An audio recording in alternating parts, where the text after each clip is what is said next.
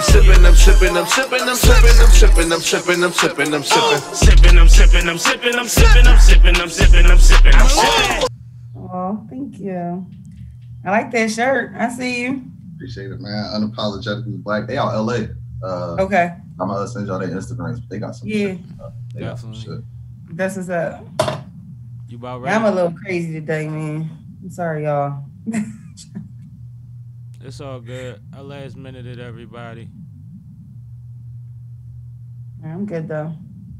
Y'all straight? Everybody ready to start? We good? We good to start? Yeah, I'm good, bro. All right. This is Sippin' with Sammie. I am Sippin' with Sammie, Sam Malone, Barstool, Rug. If you ain't sippin' with Sammie, you ain't sippin' right. Get your fucking life together. And Cypher somewhere with me. Yo, I'm in the building.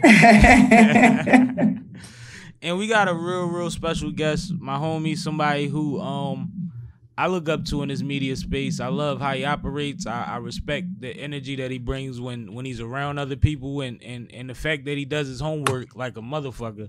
Absolutely. My guy Lito from the Takeover Files, man, is in here with us. What's up? What's up, bro, man? I appreciate y'all for having me on. I look up to both of y'all. I love what y'all doing. I'm a fan, like I told Sammie, first and foremost. So I'm honored to be here today. I appreciate Thank you for coming. Thank you for sharing that time. Always for y'all. Y'all family. It's the Sippin' with Sammie podcast. Absolutely. No, that's absolutely what it is. And the crazy shit about it is you was laying on the ground dead in the video. I got killed in the video. And he killed the nigga that killed me in the video. Right. So we all supposed to be all head.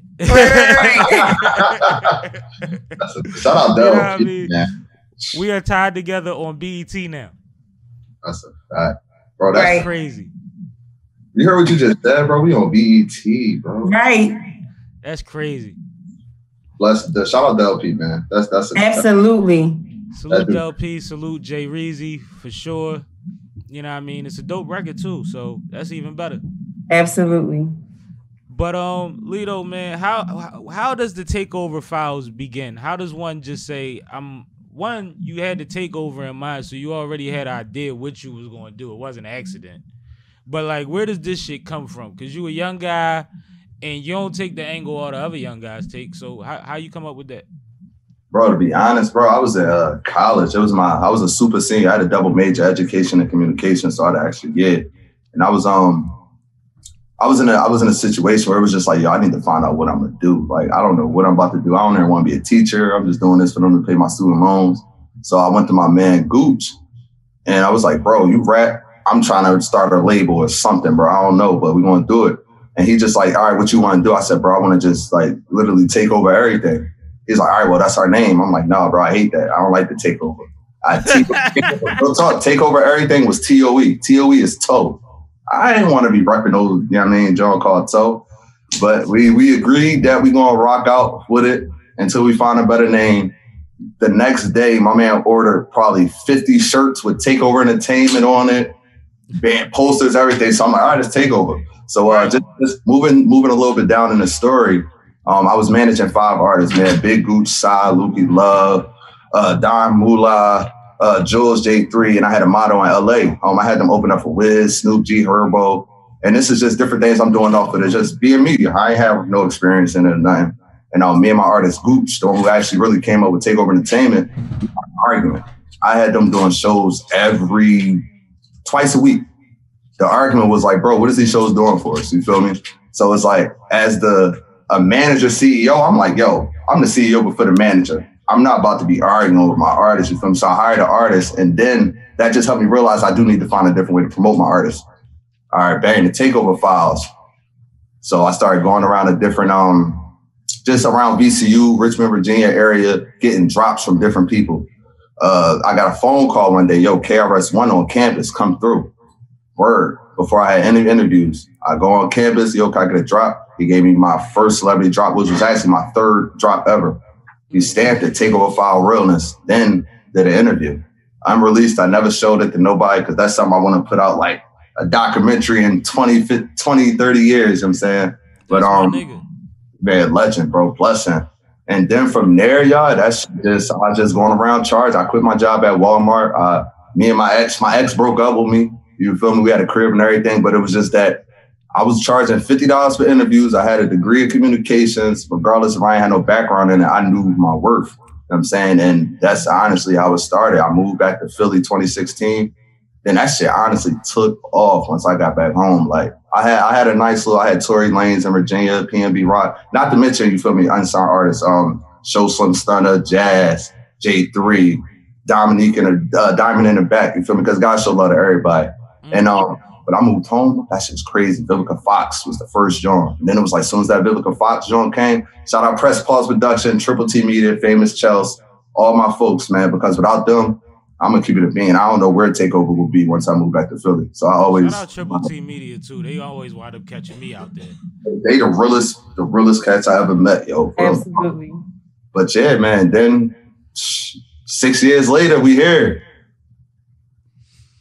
That's dope. That's dope, and it make a lot of sense. Like, cause like you said, you had artists opening up for major artists just off of the strength of who you were. And I feel like that's what I've been seeing out of the Takeover files is that you've been moving around these places, you've been getting in these rooms, and whether they want you there or not, you get your content. That's a fact.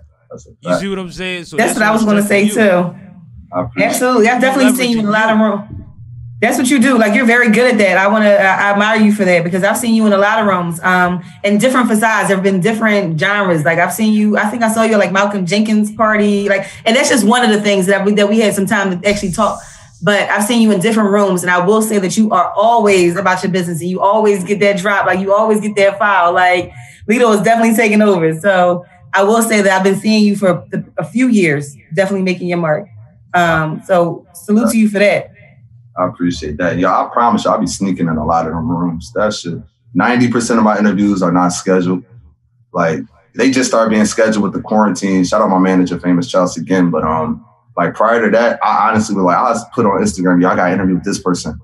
I'll just be speaking into existence, lying, like not even lying, into existence. And it's like every time I did it, it would happen. And it's like the times I didn't do it, for some weird reason, I wouldn't get the interview that night. And y'all know how it go. We'd be at an event from 5 o'clock for media check-in, gotta wait until 1 o'clock after to get the interviews that we want, you feel me? So that's all part of the game. That shit is all love though. Right. No, it is. It is part of the game, but it's a part of the game that a lot of people aren't aware of. It's a part of the game that why you have a lot of people that are talented, but they not finding the success they want in the game because they're not aware of. You know what I mean? And it's little things like that. That's why you gotta say them. Just like before South checked in, we was talking, and I was explaining to Lito what I explained to you a long time ago about over asking a question. And I was like, it's something small when you just don't want to lead. You want to leave it open for that person to be able to go where they want to go with it because you get so much more back that way. Right. And I was like, but that's a small thing. He's like, man, nobody never said it. Right. You see what I'm saying? So it's the same thing. Like what you said is just as important, if not more. And like I said off camera, yo, I just learned how to interview. I can honestly say a couple months ago, probably last year, 2020. I was just talking to people, or I was over asking questions, rambling. So it was like when Sammie said that to me, that shit clicked. I could go. When Sammie said that to my fault, y'all, I'm not used to being interviewed. I ain't cussing on the camera, but Sammie told me that, and it just clicked because it's like, damn, nobody really. That's such an overlooked aspect of interviewing. You feel me? And it's like people may think it's not important, but it is, because if you don't know it, you don't know how important it is until you start to do it, and then you really start to see the benefits or the progression of your interviews, and then people start to more views, more following, people starting to engage, more interact. But it all comes from like little techniques, little things that you could do. But I appreciate you, Sammie, for just re-sparking that in me, you feel me? Reiterating that for me, because I needed that.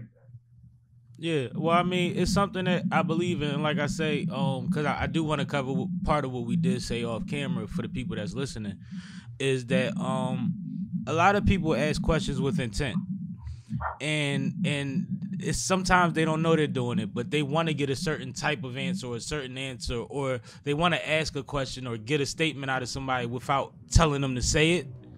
And a lot of the times, those people have walls up for that type of shit. They got like a red light go off in their head, like, oh, we about to go there. So you might not even be going there. You might be going somewhere else. But if you say too much, you might block, you might trigger something. Because people being in public spaces and speaking on our platforms, we know, like, we got to trust people to be able to go on their platforms and be real with them. Sure. It's a lot of trust that comes with that. So a lot of people are anxious when it comes to being talked to on these things too. So you gotta be careful. And I don't mean to cut you off, bro, but just because you use that trust word, you know what I'm saying? Trust in media is so important, you feel me? You're the way that you approach people. You know what I'm saying? That you can really get somebody's trust just by approaching. Like I'm saying, all these interviews that we're doing are not scripted. They have no idea who I am. They have no idea anybody I've interviewed. But it's more so like I come up, yo, what's up? How you doing, man? My name is Lito. You mind if I get a quick 2-minute interview or 30-second interview, depending on the environment? But you could just tell, like, once somebody trusts you, they'll run. You know how they say when a kid trusts you, they'll run through a wall for you? You know what I'm saying? Well, when a guest trusts you, they'll open up to ways you never could imagine. That's very true. And that's where you get the information from, too. That's when you get, like, the information that a lot of people don't get because of the comfortability. So I think it's really important and necessary. And another aspect that's overlooked, too, for sure. Absolutely. Go ahead, though, Si. Yeah, because, it's something I thought that was really interesting is that your majors in school was education and communication, you said, right? Yeah. Which was really interesting when I was thinking about it because educators are communicators. And so, but I wanted to know how you got, so that's just what I thought about, but I just wanted to know your take on it and how did you bridge the two, or how did you even come to get to do that? Well, my mom, she's been a teacher in the county for 17 years, special education teacher. And I originally I went to school for sports broadcasting. They never had that major. Like I literally, first school I applied for, got in, I'd have gone to Virginia. And no, for real, because it was like, I want to be the So like my second year, my mom was just like, yo, if you teach for Black Teach Over America program, Black men, you teach for 5 years, they pay off all your student loans. I went to public school. We $26,000 a semester. My student loans is like a rack of some change right now. Bang, you ain't got to tell me. That's free money. I'm about to get this teacher degree, you know what I'm saying? But what I learned that I didn't even need the teaching degree. I just needed enough credits and pass the test to be able to teach. And I just got my communications on. Moving to Philly, my little sister, I got a 14-year-old sister now. She was 8 at the time. Now I was in Virginia from her being 3 to 8, 3 to 9. I got a job at her school, originally as a teacher's assistant.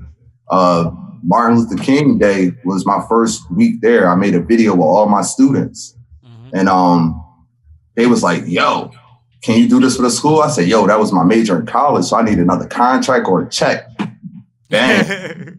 And years, and it was just like every year. So I got into the school every year with the school. I went from a teacher's aide to a kindergarten teacher, but also the outreach coordinator. Now the next year, second grade teacher, outreach coordinator. Now I'm in the dean of students. So it's like they just put the outreach media aspect in my position. So different things we do at the school, like I'll have the kids doing interviews. I created a news crew with the school. I'm about to have Plex and everybody come up for like one of their the school drives for Zoom. So it's dope because, just looking at it, I never looked at the two, communication as teaching. But it's a blessing. It's a blessing because really, really having my students follow me, seeing everything I'm doing, and then coming into school dressed just like them, regardless of what, talking to them just like I talk to them. I talk to them more really than I talk to the files. Like they really know me. And that motivates them. You feel me? Like my first graduating class last year, I got 2 kids who are photographers and really try to like hit me up every other day. Yo, how do you work this setting on the camera? All reality, I don't know a lot about cameras, but for my kids, all right, let me Google this real quick. That's what you got to do. So, I mean, it was amazing that I was able to just connect in that aspect.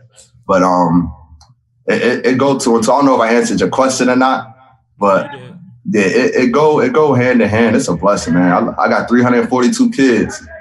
So that's how I look at it. I don't got nothing biological, but they all my kids. Right. Which part? I teach where I grew up. So all my students, all their parents like go to my schools. Yeah. Like I was telling my man the other day, one of my kids was drawing. So I came into class, I said, bro, you want me to take your mom out on a date tonight? That's drawing, right? But I know his mom, and he know it's a high possibility that I could take your mom on a date. So wait, come on, Mr. T, you drawing. All right, stop drawing in front of your teachers. Bang, got him, just like that. Kids, my legs. I've said something similar before. Yeah, and it get deeper, but I love the kids, man. That changed my life.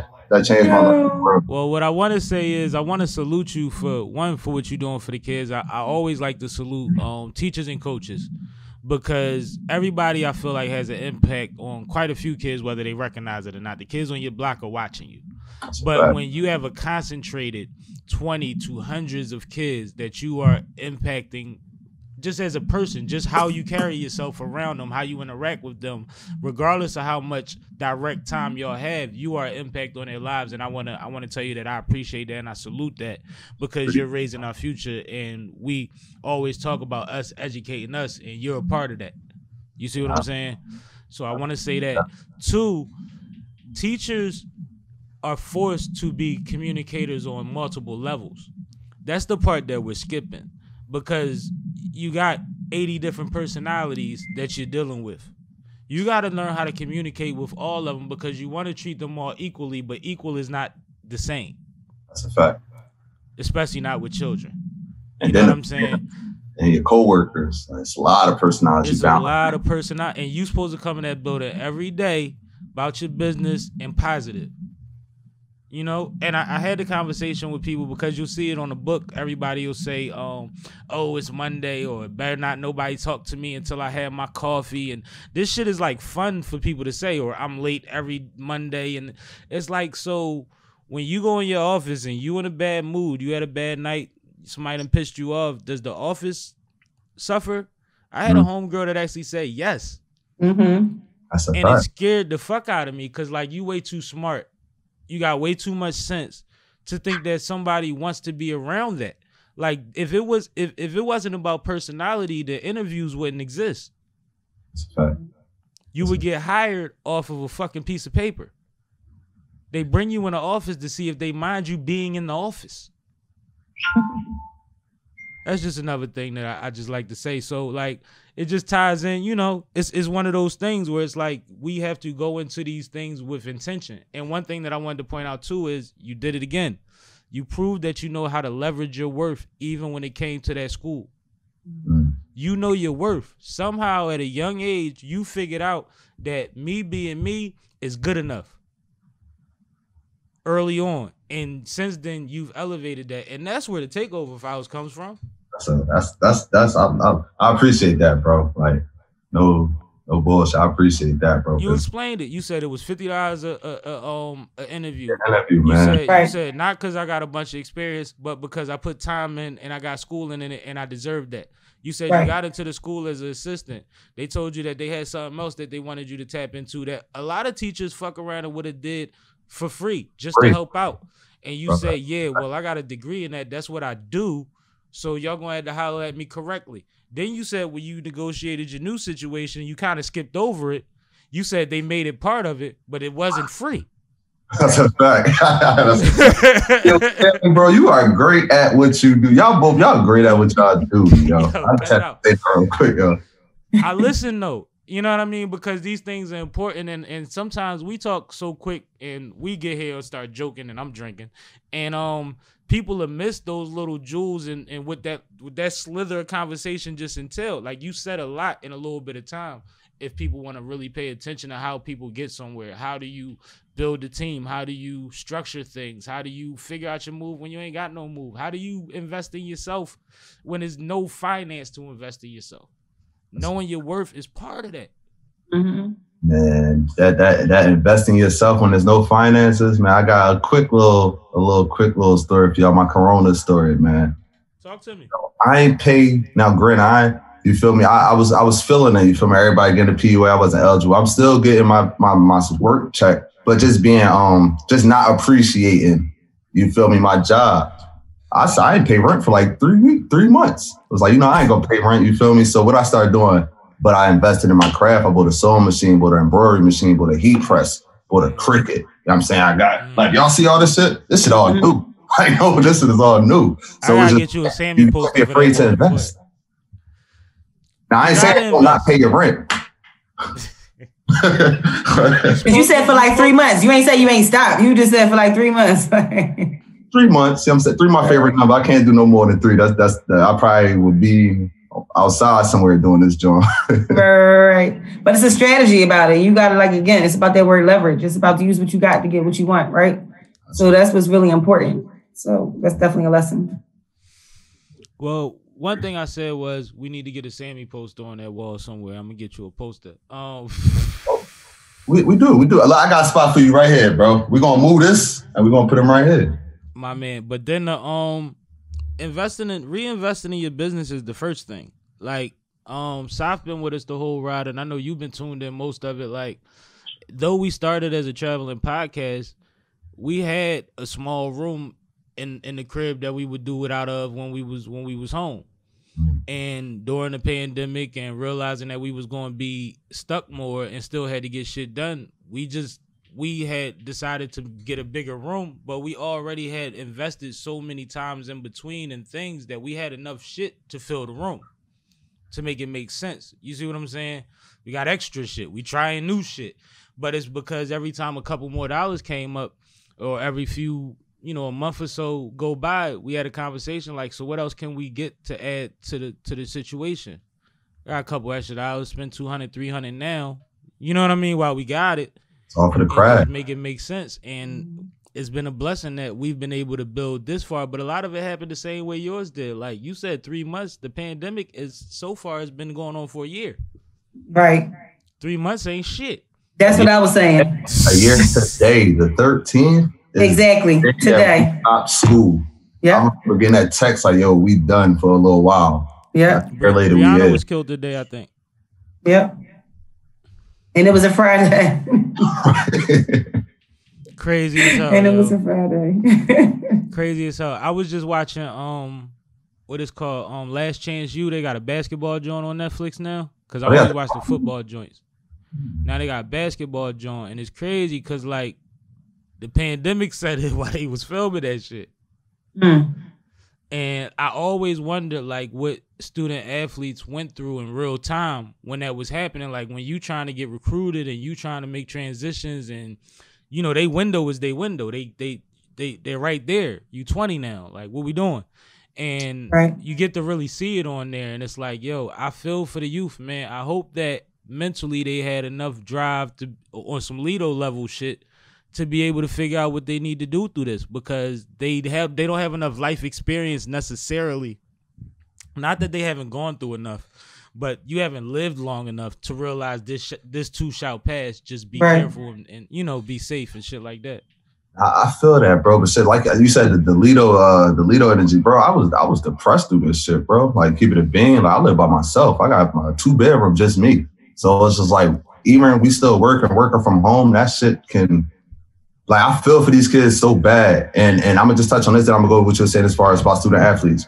But for these kids to just be trapped in the house, not being able to see their friends, not being able to have a regular lunch, not having recess, go outside, gotta wear a mask. Like that is so, like it's like they not kids. It's too much responsibility. Like they locked up. They in jail. But it's like one thing I do know, yo, this next generation of youth, yo, technology-wise, they're going to crazy. Bro, we got 2-year-olds and 3-year-olds know how to grab an iPad and go on Zoom now.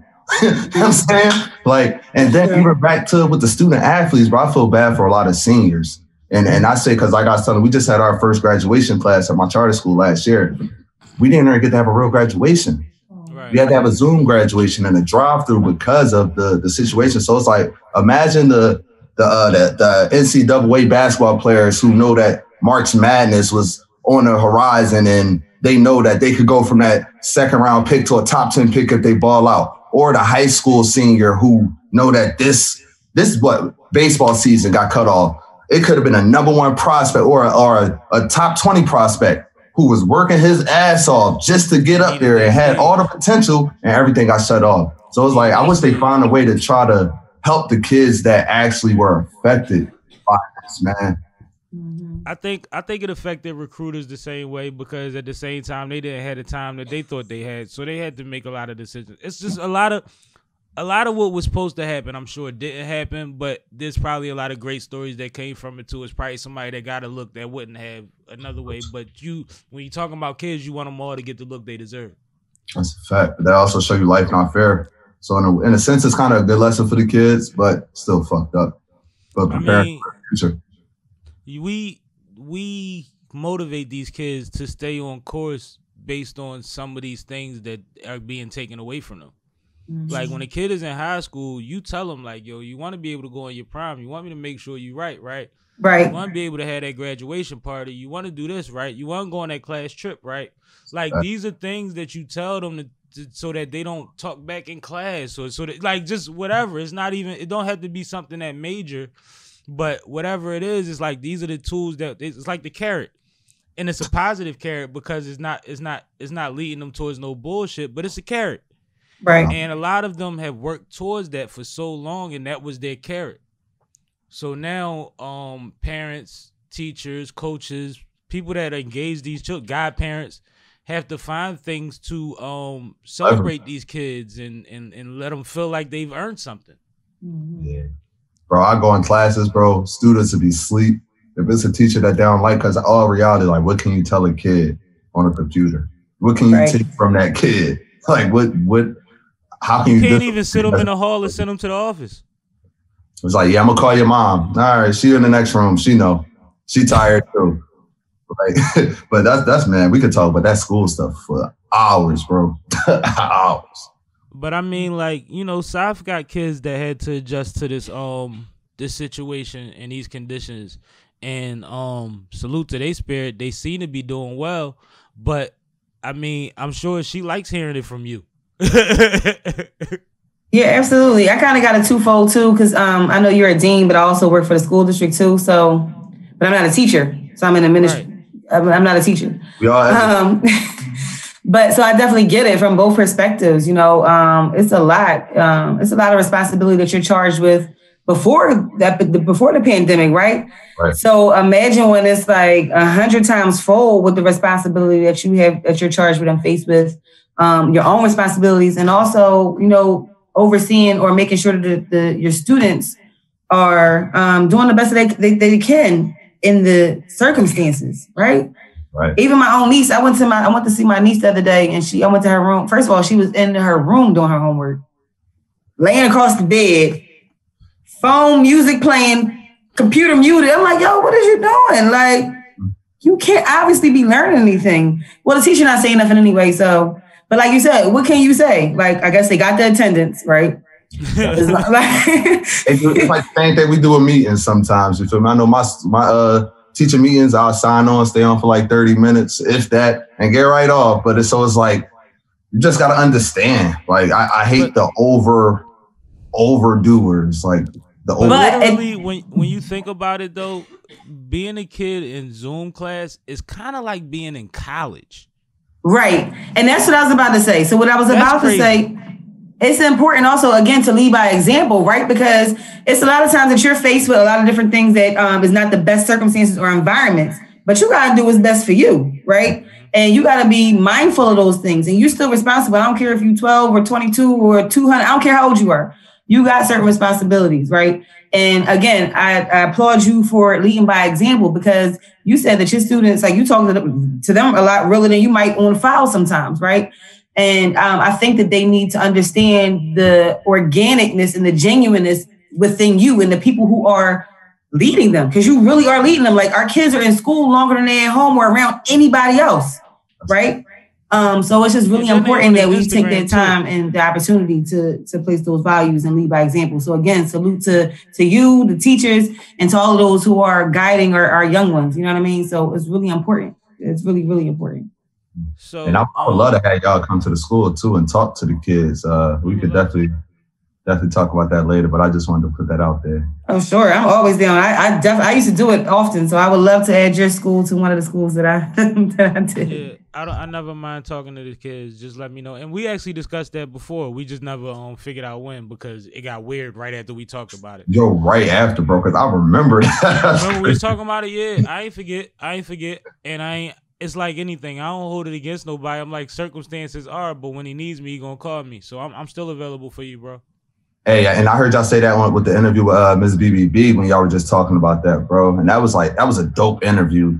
And people don't understand that, a lot of times when you make plans with another entrepreneur or business person, if they say, all right, I'm gonna call you this person, people get busy. Like, it's not don't take it personal, but like Sammie said in the joint, you feel me, when the time comes, they gonna remember. Right. And it's always about the right timing too. You can't make things happen. It has to, again, my word right now today is obviously organically, right? But it has to be very organic. It can't be a forced situation. Like, it's going to happen when it's supposed to happen, right? That's how I look at things. Yeah. I agree with that. I think that as much as, because like, if you've been, and I know you have, but if anybody else watching has been paying attention, they know that Safa also always say like, well, my bro always been pushing me to do it and to do such and such and to do this. But once she started doing it, a lot of other things started falling into place too. So it was still her time. Mm-hmm. You see what I'm saying? It was still her time. So the times we was having them pep talks, that was the build up. The rollout was the time. Mm-hmm. And your time is your time. You just have to recognize it and always knowing your worth and value and always trying to increase it without being vindictive. That's a fact. It's important. And staying humble.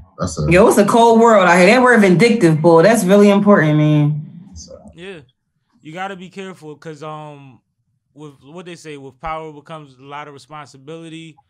Heavy is the head, man. Be a hero, live long enough to watch yourself become a villain. Like, these are real things. And they happen for certain reasons. And a true businessman and a true a cutthroat businessman doesn't care about anything but business. But a lot of us, and especially the people that's on this conversation, we kind of care about how we're remembered. Absolutely. That legacy. As much as we want to be successful, success is not at all any means for us. But we're out here in the field of people that's how they living. Right. Your back is being bid out today. Yours is being bid out today. Mine probably been bid out 3 times before we got on this call. But at the end of the day, can't nobody come to me and tell me, yo, Lito a foul nigga. Right. That's a fact. True. Sure? Like, I'm not passing that on. Like, I'm not going to somebody else like, no, this nigga Lito foul. Like, nigga, this nigga crazy. I know the brother. Bro, that should He's be wild. crazy. We really got people in this industry that be on that type time, bro. But like, what I do, like, I tell the same people like all the time, like, bro, I ain't that bull, bro, and just walk away. Like, I'm not trying to hear anything you gotta say about anybody. I honestly probably don't even know you for real. Like, people got to understand this difference between following each other on social media, absolutely, a friendship, and genuinely fucking with people. You know what I'm saying? Like, people get all those lines blurred. It's like, yo, just because we followed each other on the gram for a year, 2 years, 3 years, I saw you one time, that don't mean you could come talk to me about anybody. I don't care if I know the situation with the person. I'm not about to give you no talk back. But the fact that you even attempting, it's just like, nah, I'm cool. But that show you about that person. Mm-hmm. You know? Dig having a hip hop platform. I got rappers that I fuck with that be going through shit. And that same week, that nigga hit me up for an interview. Yeah, you trying to come? I'm trying to slide. Yeah, you can always slide. You know, you go with me. If you hit me like that, you my folk. You know what I mean? And I'm like, no, you can slide. They like, yeah, I got some shit to. Whoa. Right. Whoa. You try to expose and shit. Like, nah, this ain't that. Mind you, I already knew you was on that time, but I was waiting to see how you was going to carry it.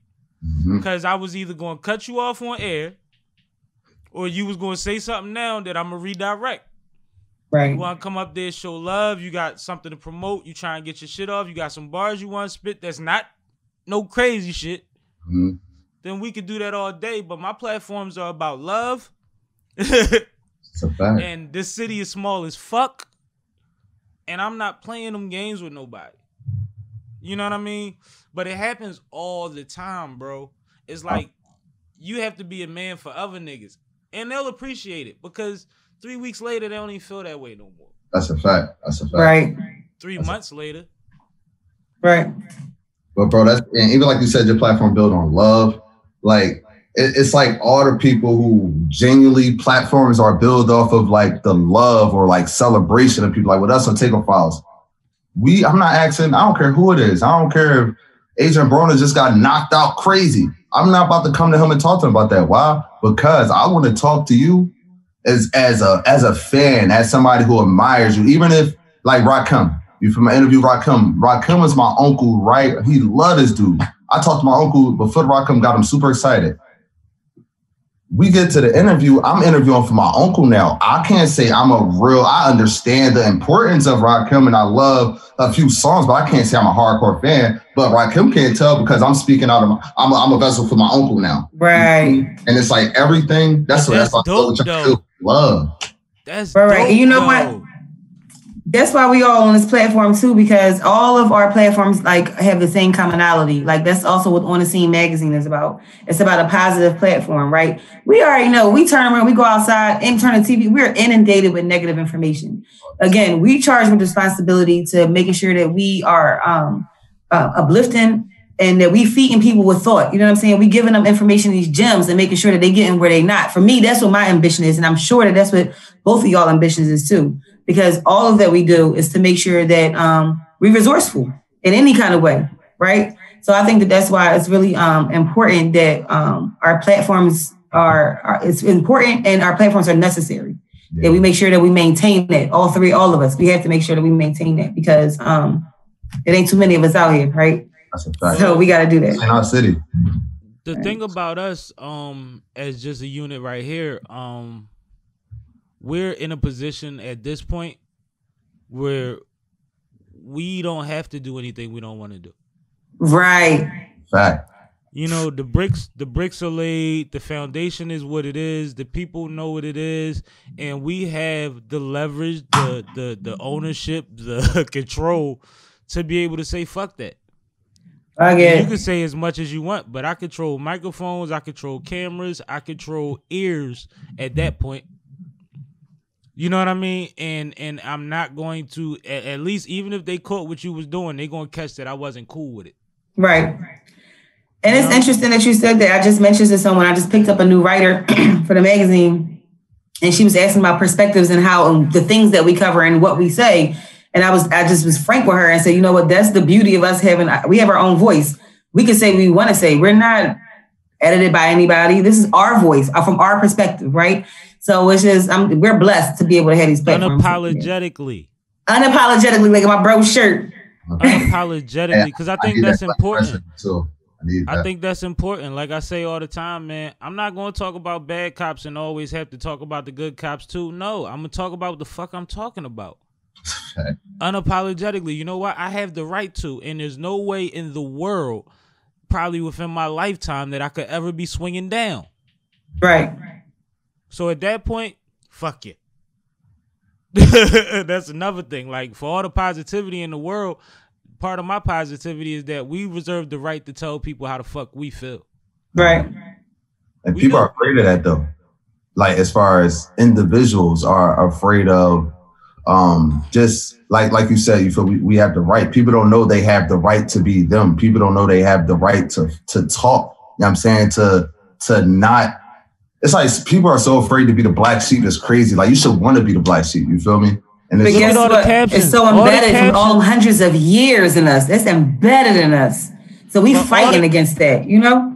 We're on social media, and a large portion of most of our social medias in our community is people that look like us. And people's captions are always something that's either a deflection or you can't respond to it, or it's things that show you that they don't even have the right to speak they don't feel that they had a right to speak their opinion on their own post, but they're trying to tell you that they can say whatever the fuck they want. It's like, it doesn't work like that. Like, actually, how about this? Before you tell me judge your mom or some shit under your post, just make sure you know what the fuck you talking about. Right. And then realize that my mom is a wonderful woman. And she will be judged by Christ. That's who she cares about. Right. But we always say this too. That's the gift and the curse for me with social media, because I feel like, yes, everyone has a voice, but I also think that, we need to think before we speak, and the people need to understand, there's a difference between what you see in facts. People don't fact check. They just go for what they hear and also repeat it. So I feel like people need to just understand the importance of the mouth, the tongue, right? It's the need to feel. It's the need to feel like you're a part of something. They want to be a part of every conversation that's popping. You can't even say that you like Coming to America without saying that I don't care what y'all think or whatever have you. Yo, just say you like the shit. Yo, it's okay to like what you like. I wasn't probably the biggest fan of Bad Bar, but like I can't tell a kid that that's not a great movie. Like if that's what got you through when you was a baby, then Bad Bar the greatest movie in the world. I'm with you. I told you about the movies. Go for it. Give me your movie list. Give me your movie list. Go for it. Heartbeats. Oh, we just referenced that on the show yesterday on Fly Girl. Temptations, Grease, and the 5 Heartbeats. 3 favorite movies in the world. And Michael Jackson, American Dream, all 100 hours. Moonwalker. No, if we're going to do MJ, we got to say Moonwalker. Moonwalker was good job. Moonwalker was like the Super Bowl when it came out. Moonwalker, man, chill. I got jumped. I got jumped because Michael Jackson, dog. I'm sorry, I didn't laugh at you, bro. What? I was a young boy. No, man. Oh, that is funny. You better been a young boy getting jumped for Michael Jackson. Oh, of course. Yeah, I was like, that happened yesterday. I was like 6, good 22. I'm playing. Yeah, that's funny. Nah, listen, because I still might get jumped from MJ though, because I go hard. That's it. Oh, can I ask y'all a question? Mm-hmm. Go ahead, shoot. I can't. Y'all know. I look at you. You turn into the interviewer. Come on, let's go. I was waiting on it. Performance-wise, Michael Jackson or Chris Brown, who's a better live performer? You know why I think that's unfair? Why? Chris got his shit from Mike, but Mike got his from James Brown. So it's like that. Shit. It's unfair. It's like the parent, each generation should get better, right? All right, yeah. But all right, so can you say Jordan or LeBron? There's still another kind of generation for me. Like I would say that Brian should be better. All right, so can I get who should be better?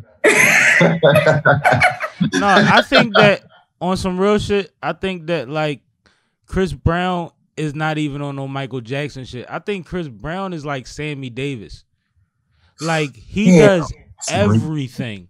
Like he doesn't just sing, dance, rap, do gymnastics, he acts, he does art. There's not a thing that Chris likes that he's not great at. Right. Even playing ball. I saw him at a celebrity ball. Right. He's crazy. Me too. We probably was in the same joint, Lito. We be in the same. He's a different animal when you really think about it. Like Michael was a great child performer, superstar for a long time. He had a lot of charisma. We never really got to see much acting out of Mike once he became a teenager. Yeah. But like Chris is like Sammie or somebody. Like there's people that you get in this world that could do 8 things real good. Like a DC Young Fly is probably a lower level version of some of these guys that just is great at everything. This nigga could skate, play the fucking trumpet, fucking sing, rap, tell comedy. Like it's like some people just when they lock in, they're phenomenal at more than one thing. I could be good at some shit and great at something else, but like to be great at 7 things, you sometimes that don't even line up to your genre. Because your genre could have been whatever you made it. If Chris Brown decided to just really hoop and didn't get a hit record at 14, he could have been cool. We might have known that he was hooping before we knew he was singing. He might have been Dame Lillard to somebody. Yo, nah, that's a fact, bro. But I asked all this, bro, because I say Chris Brown, y'all.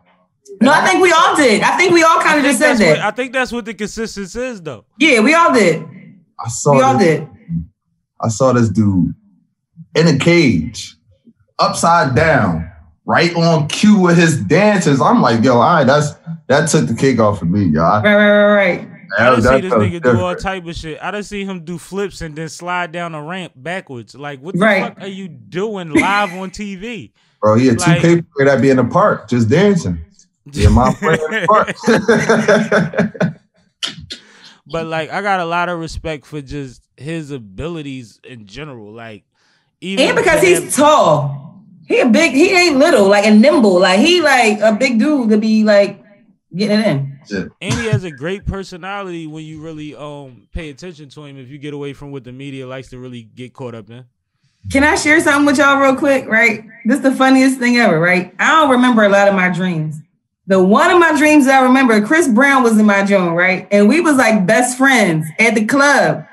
And he was just my homie. And we was just sitting there talking about biddies, like girls do the whole night. Like, I don't remember none of my dreams, but like one out of 10 dreams of my whole entire life was Chris Brown and me. He's my best friend. I just feel like that was dope. I feel like I got to make that shit happen one day. We going to make that happen for you. That was a premonition. I believe that. That's going to happen. Yeah. We had a great time. Like, I still remember that dream. Like, it was like... We had a great time. I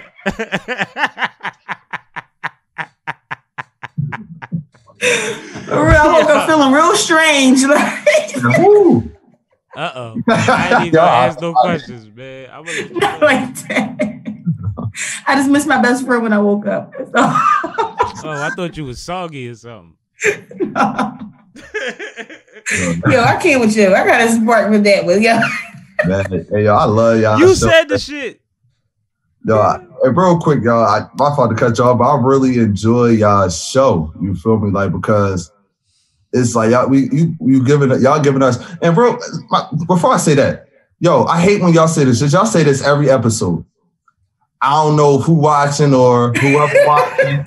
Like y'all know we out here watching. Y'all I'm talking down on yourselves. I don't let people say try. I don't let people say can't. So I'm not about to let y'all keep saying we don't know who watching and all that. Rose said the same thing. No, but you know what's crazy is just like since we've been talking in this last hour or so, you have pointed out specific things from different episodes that you like. You spoke on multiple episodes. A lot of the times we just see numbers. Like, you know what I mean? Shout out to who is watching, comment, like those kind of things help us really gauge. Like outside of that, I don't know if a nigga seen it until I see him. Or like, you know, we'll get inboxes and DMs and people will build with us about episodes, and I always appreciate that. But like as a unit, she gets hers, I get mine, Font gets hers. You know what I mean? So it's kind of like we have all of our networks tuning in, and whatever networks we're not aware of, because there's always that other wall of people that readership, absolutely, that watcher. But at the same time, there's still a level of, until you tell me, I don't know. But what I do know is that we're gonna give you quality. So even when you do catch on, you go back, it's quality. Right. If you want to binge our shit, you're going to hear a lot of the same themes, but that's because we're talking to a lot of people that have figured their own way out, and they've all done it in similar ways with similar themes behind them. We don't force it. We don't have a word of the day that's got to be the same every episode. We just wind up saying the same words because the people we talk to have similar experiences and similar. We all had that thing that every day's not a good day. Right. So what's going to make you go harder than the person next to you is how you function on that not so good day, on that busy day, on that tragic day. That's the difference. How you go into your mornings makes a difference for the rest of your day. And people that are successful at whatever level we call success, but the people that we talk to that are successful, they've all had to tell themselves things. They've all had to put themselves in positions that are very similar. Mm-hmm. So the redundancy becomes a good thing because obviously it works no matter how you swing it. Mm-hmm. You know? So it's just one of those things where it's like, I don't say it from a place of like nobody's listening, because I know for a fact that motherfuckers is listening, because I get it other ways. The indirect ways, the ways it come back, right, is more prevalent because we're in a city where everybody that knows anything knows what's going on. And yeah, I get it that way. And also salute to everybody who has ever acknowledged, show love, shared this situation. Cause we love you motherfuckers, man. And we got 100th episode coming up, and we having a appreciation for all the people that's been on these joints. And we're gonna have a good night. That's the 27th. Oh yeah, I'm there. March 27th. Yeah, we gonna absolutely. We're going to film it the 27th. We'll put it out whenever the 100th episode is supposed to be put out. But we're going to have a good night, man. We're going to have a great time. So it's very short after that, though. Not too long. Yeah, it's upcoming. Right yeah, so because we at while we talking to you, I think we at episode 93. 94. We're at so you would be probably 96 or 97. Oh, that's a good job. Yeah, so that's a good job. I'm just honored to be 0 through anything, you feel me? Like, just to be on the show, y'all. Because like I said, I learned so much just by watching y'all. I try to do my research from other just outlets that I genuinely, know it's a genuine spirit. You feel me? And y'all, I learned so much from y'all. It's crazy, bro. Like, I could run y'all down some shit. You feel me? I have been on the low, but no, I just love what y'all doing, man. Substance, everything's substance. It's no my fault. There's no just airspace, and it's no just random words. Every word has a meaning that y'all talking about, and y'all listen. Everybody don't listen. Shoot, I told you, I just started learning how to interview. My first year, I wasn't listening. I was thinking of my next question. Well, at the end of the day, bro, unless you Chris Brown, you're not going to be great at everything as soon as you started. You figured out everything else. You know what I mean? And I don't think that you were ever a bad interviewer. I think that, like I said, when you know, certain things make your ears hurt. But when you don't know, that shit actually goes over with the masses, because the masses really don't know as much as you do. Right. You're on the inside. But when you recognize it, it's your duty to adjust and make it fit, because at the end of the day, none of us are supposed to do it the same way.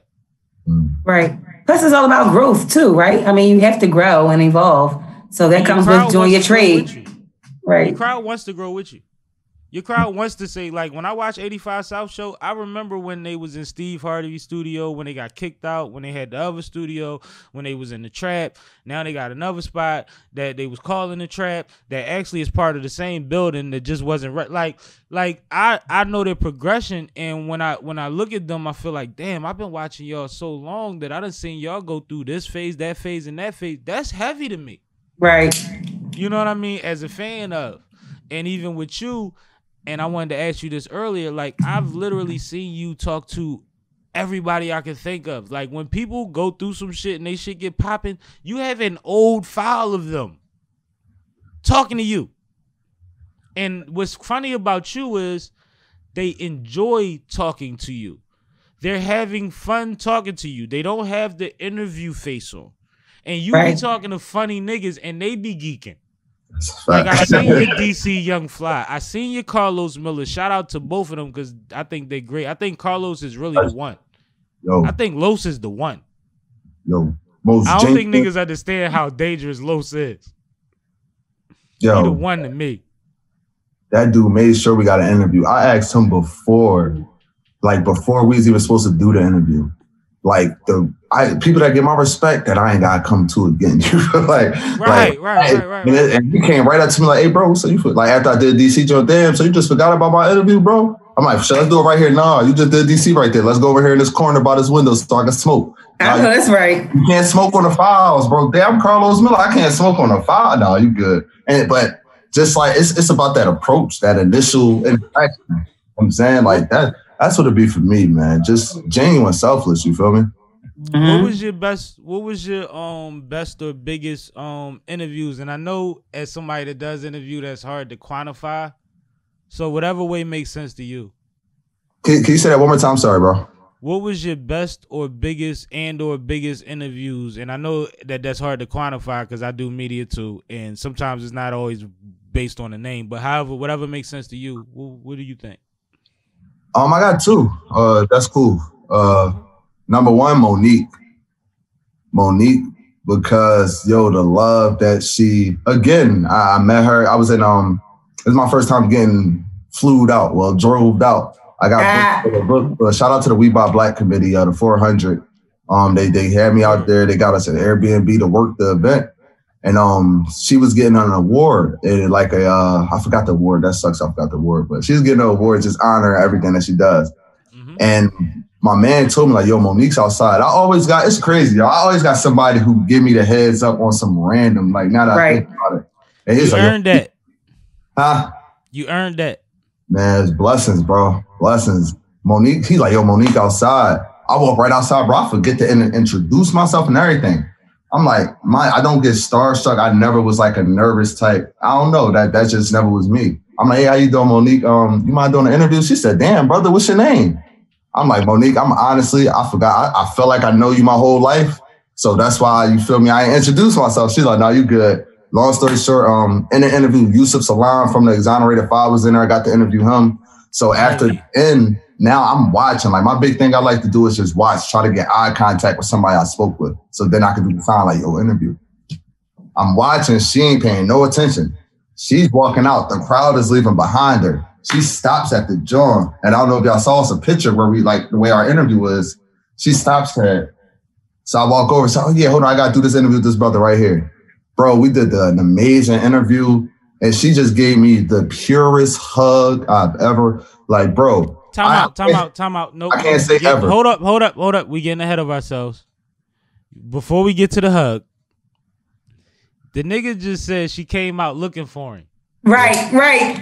Like, right. We not gonna skip that. Bro, like my hair is just raising just thinking about that moment, that's bro. Gangster. Like remembering Monique, bro. Like, bro, I was just watching you Nikki Parker. You feel me? You Precious Mom. You the queen of comedy. Now we in Atlanta. My first time ever getting a booked event as far as coming out, living, don't gotta worry about nothing, no food, nothing. And Monique looking for me? Nah, I meant to do this. And that was my mindset. Like once that light came on, it was just like, yo. And then she hugged you.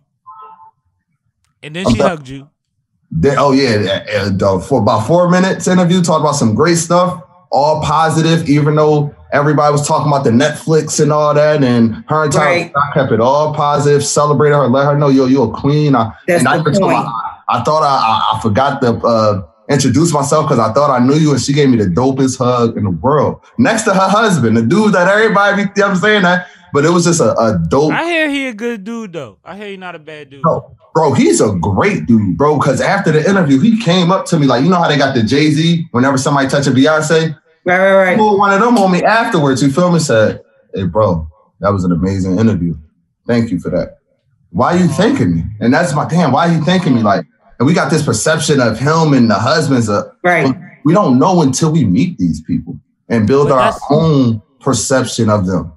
But that's something like we're in a privileged position that we're around a lot of these people more than a majority of the world. Like we, it's our job to be around them.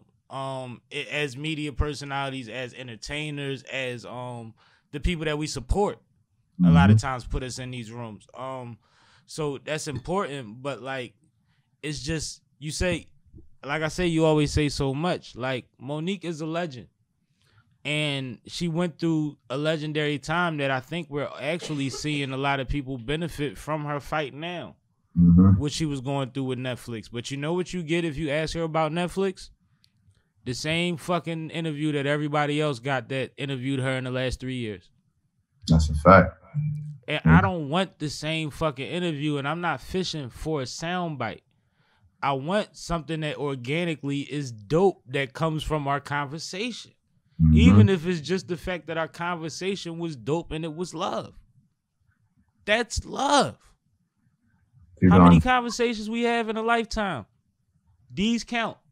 These are recorded. These are people that you don't get to see every day. These are people that the people that live through you want to see. You see what I'm saying? They don't want to hear the same shit they could have heard from everybody else. Why not watch the top person, quote unquote, interview this person if I want to hear them talk about Netflix? Right. And yo, you know what else, bro? Like I had a lot of people just over the years come to me and be like, why you didn't ask this, or you too positive, or that's why you're following where it's at because, or that's why your views. It's like, bro, I don't care. Like at the end of the day, I don't care what nobody think. At the end, like people, I had some dude DM me like 2 weeks ago, like, bro, if I came across all these people like you, I'd be a millionaire right now. Then do it.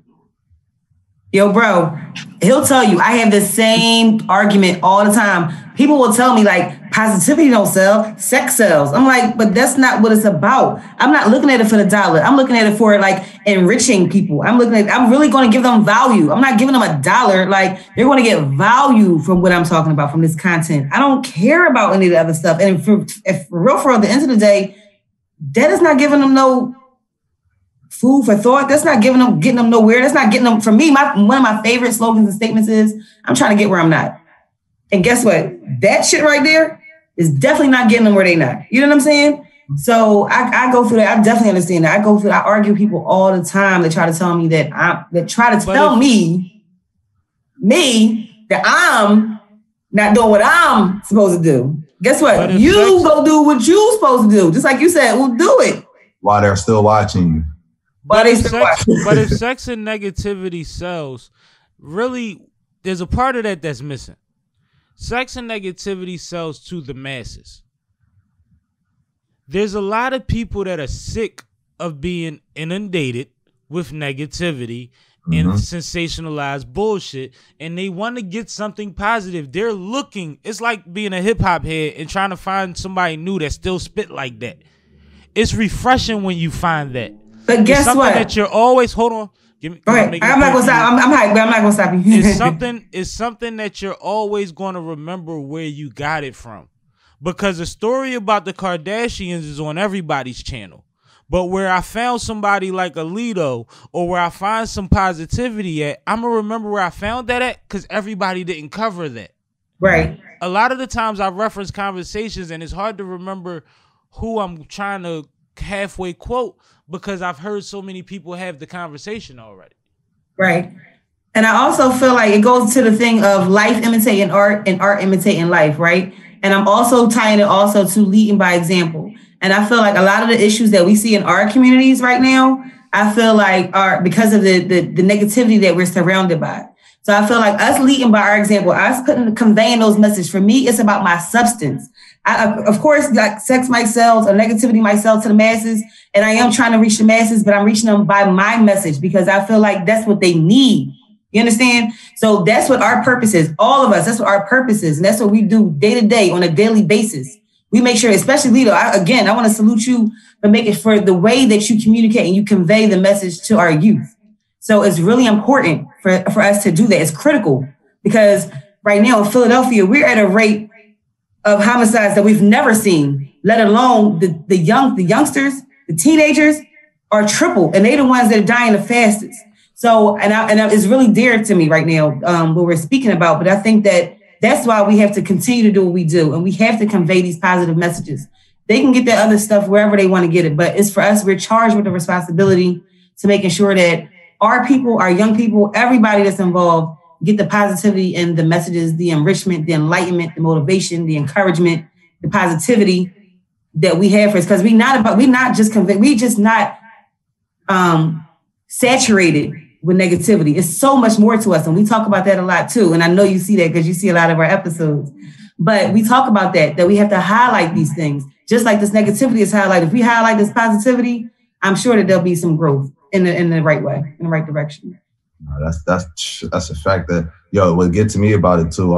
I have to detox from social media at least 3 or 4 days a week where I don't touch it at all. Like that'll be a day y'all don't see none of my stories on either page, no post or nothing, because social media is just y'all was talking about on an episode I was just watching, you feel me, as far as just like giving different people platforms to just speak and not necessarily. It's like people contradict themselves on social media. It's just so much with social media. I know I'm going all over, but it's just like social media. I wish we could filter out what we can and can't see in our timelines, whether we follow that person or not. Because, it'll be somebody like I could genuinely 100% support this man, but he just posted somebody getting shot or just some drone show. I could watch this woman's career and now everybody like to see somebody shake their ass, you know what I'm saying? But I'm not trying to see that shit all the time. It's not that deep, you feel me? I'm not trying to see all of my time. I want to see positivity. I want to see motivation. I want to see shit that's going to help better me. And it's like now I found myself just unfollowing shit, unfollowing people. And it's like, I had like, when we just had to join, like 3 people came like, damn, bro, you gonna follow me? I keep that shit a bean. I'm gonna keep it a bean, bro. That wasn't good for my mental. Just a couple things she was posting. Ain't nothing personal. I'll follow you back if you know what I mean. But I'm not sacrificing my mental for nobody's act. I think that's important though. I think that's very important. And I was at a point where like I used to sleep on a different floor from my phone just to make sure that, you know, when I got to my phone was when I got to it, not when I rolled over. But everybody has their balance.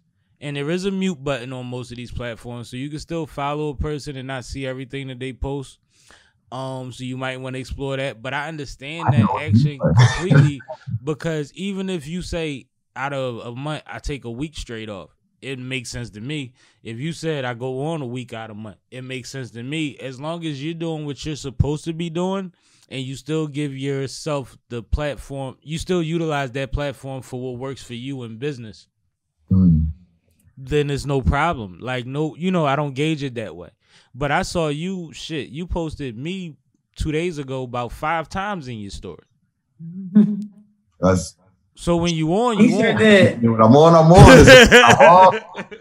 Probably out of sight, out of sight, out of mind. But it's like, and I like to do that too, you feel me? Because I had to get used to physically showing my support. You know what I'm saying? Y'all wouldn't know I watch y'all shows for real. Because I'm not the type that's going to, I look at it like TV. If I enjoy a show, I can't call these people like, yo, bro, I fucked with the show. I'm not the type that's going to post it, you feel me? But I realized, even talking to my man Trizzy with the mouth, you feel me? Shout out support Trizzy. People, support, you feel me? If you genuinely rock with people and you already support them, why not show them that love? Why not repost while you watching it? Why not comment? You feel me? Because it sucks. Because of the social media world we in, but people really take that like the wrong way.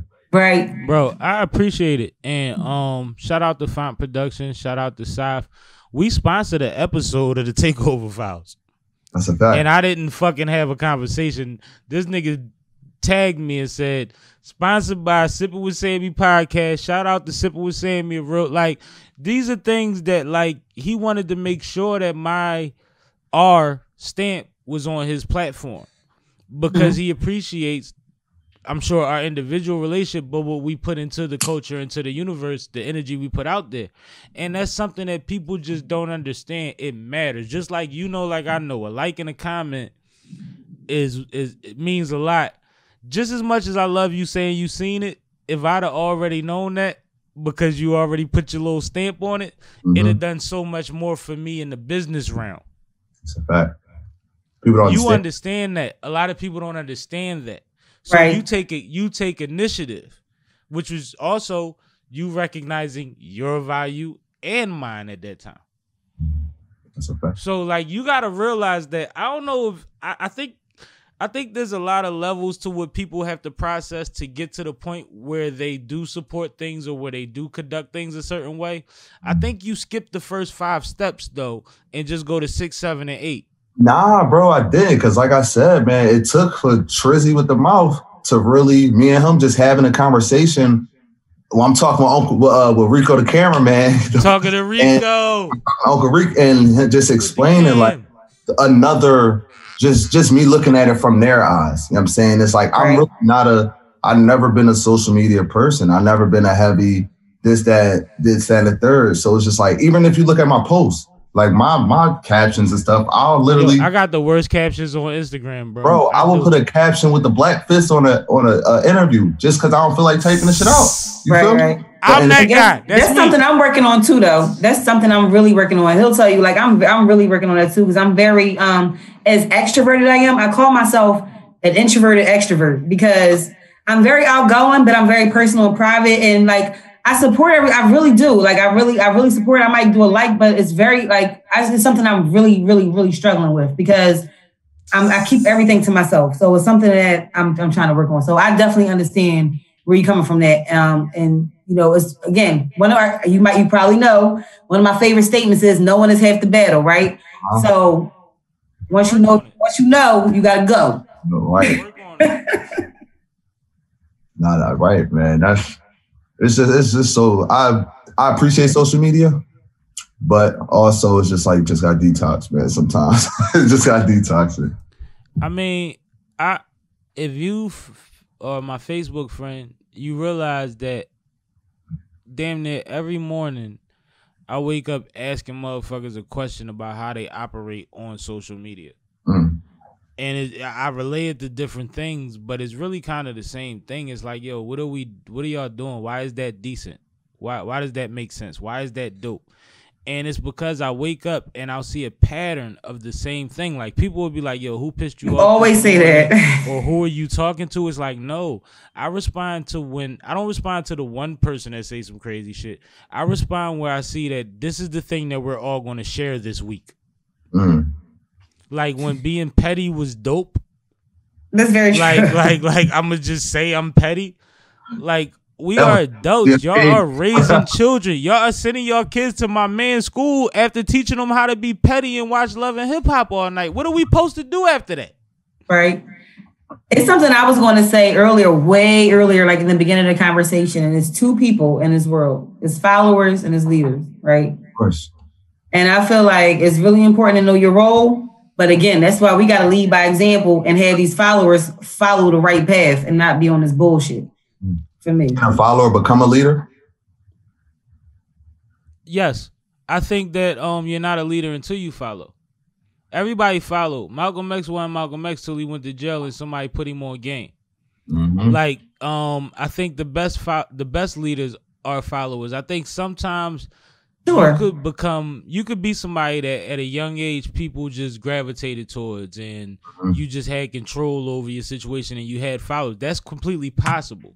Right. But that doesn't always make you the strongest leader, because what it's built on is not the same. You see what I'm saying? Because in order to have longevity, you got to know how to withstand. And if you've always been up, how do you know how to hold on? How do you know how to hold on enough so that your followers don't lose? Right. Like, at the same time, if everybody's a part of my team and they're a part of my movement and we're trying to make something happen, I want everybody to be able to get their shit off. I want their networks to build. I want them to make money where they need to make it, this, that, and the third. If I go broke, they still need to be able to fucking do that. Right. You see what I'm saying? They shouldn't feel that. But it's not so much financial as it is emotional. It's one of those things that is just like, you have to really know that there's more that comes with having a following than just having a fucking following. Like, heavy is the head. But what I wanted to say, there's so many different levels, like it's levels to everything, right? So I feel like in the sense of a follower, I feel like even that follower that becomes a leader is still a leader in their own right, because they're using their own thought process. They're not just following blindly, right? So I feel like there's levels to this, you don't become a leader by accident. Right. Right.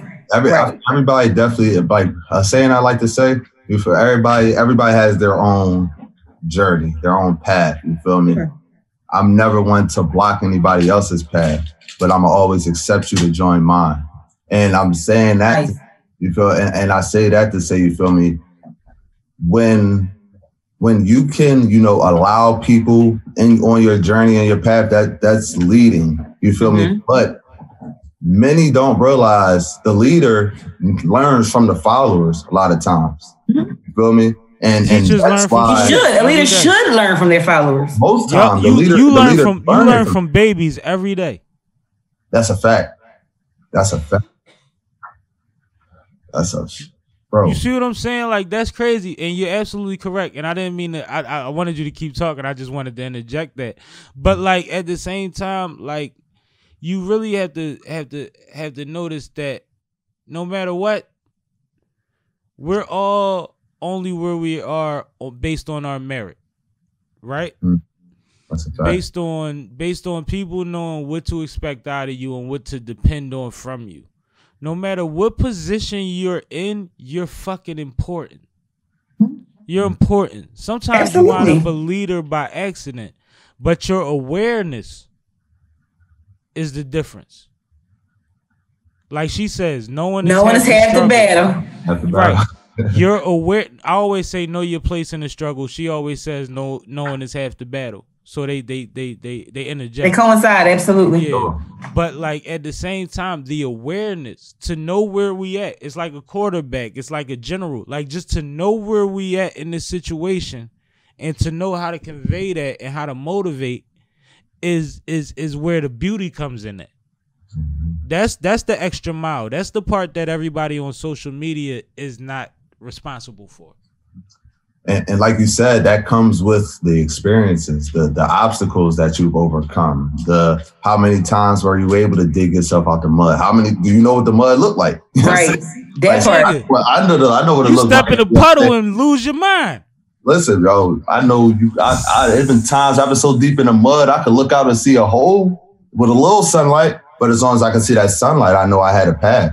Absolutely. It's like people just don't understand that. Even what we was talking about, I want to say as far as like the social media and the time and the following, you feel me? I feel like with me personally, I'm so happy I don't have a big following. I'm so happy.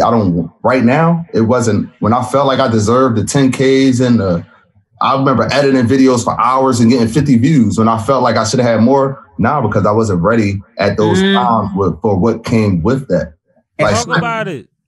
Bro, I just cracked, 5,000. And it's like, I'm like, all right, I see why I wasn't where I was then. Like I was telling y'all, I didn't know how to interview. I was over talking. I didn't have a structure with Takeover Files. I didn't have a structure with the show. You feel me? I went through 9 seasons, a different structure every episode. You feel me? It's like, it was, now say I would have had a big following, got a look from somewhere. Probably would have happened. At that time, I didn't have my LLC. They would have took my shit. Right. You feel me? They took my shit or found out how you did this, that, and the third, or probably was disappointed because, I thought your shit was all scheduled. You feel me? So it was just like, and I say that to say, people, and this for everybody that's watching, don't get too wrapped up over the social media following shit. People buy followers all the time. You know what I'm saying? When people be off there. Followers don't always support. Sometimes they just want to watch. They don't show up. They don't pay. They don't do none of that shit. But go ahead. Followers don't equal money. You feel me? And it's like, and this one thing, I do this. The reason why I started doing this, to find myself, to bring others with me. I understood myself, but also I knew I could make money doing something that I didn't have to have a job with. You feel me? And it's like, people don't understand as far as even with the money aspect, support go both ways. Yeah. You feel me? And it's like, people just don't understand different aspects of having a business, supporting one another, owning your craft. And I don't even know where I'm going with this, y'all. I just feel like I just start going. That's very critical. It's critical, though. No, you speaking things that's important, because owning your craft is very important.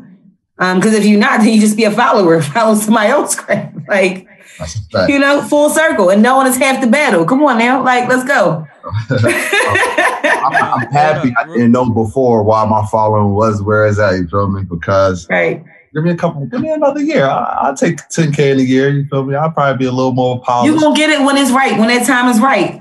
I'm going to keep it. Even if I don't get it, I don't care, because I'm living my dream right now. Like I'm successful right now. I'm successful. We all successful because we're doing what we love to do. At the end of the day, we were able to just book an interview. I'm saying something that we've been talking about for years, and we all just got set up. All our backgrounds is sharp. We all on to having a great subject conversation. I love it. For real, we successful, man. Shout out to Lito, yo. Shout out. Shout out to you. You y'all. don't understand, bro. When we was at the Del P video, me and Lito had a lot of time to like just stand beside each other and talk, but it wasn't a bunch of people trying to talk to either one of us at the same time, because we was in the same scene and motherfuckers was taking pictures. So me and this nigga was just chopping it, and all he kept saying is like, "Yo, we gotta do this, we gotta do that. I see what you doing over here. I respect this. Yo, we gotta figure this." And he was talking like I be liking to talk. Like I always say, like I have some of my best meetings when I'm drunk, because it's not scheduled. I happen to bump into somebody when I'm in my element, and we have conversations that we build so many future things that if we do one at a time, we'll be great. where I could go to a meeting with somebody. We could have an agenda. It could be scheduled. We could have committee and all of that, and we still walk out of there not knowing what we gonna do yet. The organic word of the day, organic. The organic. There you go. He one of them folks. And mind you, the shirt that he wore when we sponsored this episode, he bought the day of the LP video shoot. He said, I got about 18 pair of orange shoes. I need an orange shirt. I remember that orange shirt he had on too. I remember that day. I was falling on the ground in my yellow shit. That was so funny. Yeah, and it's like Sammie, and every time we do, just it's funny because you always the first person I see at every event. I don't know if it's because you're tall. I don't know if it's the dress, but you're honestly everywhere I go, bro. You're the first person I see. Like, all right, my man Sammie, are we good? Whether if I'm with Tia by myself, you feel me? It's like we always find our way to talk. Whether it's for 2 minutes or like the DLP John for fucking 2 hours. You know what I'm saying? I just always felt a genuine. Just a thoroughness about you, bro, that I always respected. And then it's like once I really start watching the show, watching y'all, how y'all work, how y'all hold each other accountable, how y'all not afraid to cut each other off if somebody talk too much, or y'all not afraid to get y'all point across. That's just like a different type of respect that I have for y'all. You feel me? And like I've been saying, y'all kicked my 2021 up. We lit, dope. Bro. Likewise, bro. And my favorite number is 3. This is the 3rd interview I ever did. So, you know what I'm saying? We lit. No, that's why we about to get that thing right here. You feel me? I got you. And you just reminded me of something, yo. We was at the 20th anniversary. Shout out to glocawearradiostation, man. You know what I mean? We was all in the building. Shout out. And I seen Lito, and I hugged Lito. And I saw somebody with a takeover hoodie on, and I hugged them too. And they was like, "Who was that? T? It probably was Tiggs. I ain't even get a chance to see no. And they was like, do I know you? I'm like, no, but you got on a takeover hoodie. I know it's COVID, but if you repping my man, you folk. Yo, I was like, you know Sammie? She was like, no. I said, oh, that's my man. He good. Y'all good. No, that's my guy. I'm just retarded that way. It was like she had your hoodie on and was standing right next to you. So I was like, oh shit, hey, how you doing? And I hugged her. She was like, huh? And I'm like, oh no, that's my nigga. So you my folk. And then I was like, shit, it's COVID. I how Sammie just made the block hot a little bit for your boy, but I wasn't going. You took it there.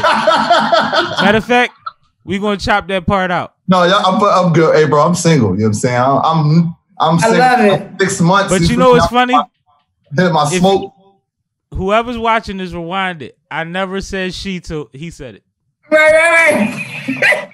Hey, everybody who watching this who know me, all they gotta hear you say is takeover hoodie and with me. They go like, oh, that boy Lito, man. He's unapologetically pimping. I'm unapologetically me, first and foremost. That's what I'm about to get it next. So unapologetically me, man.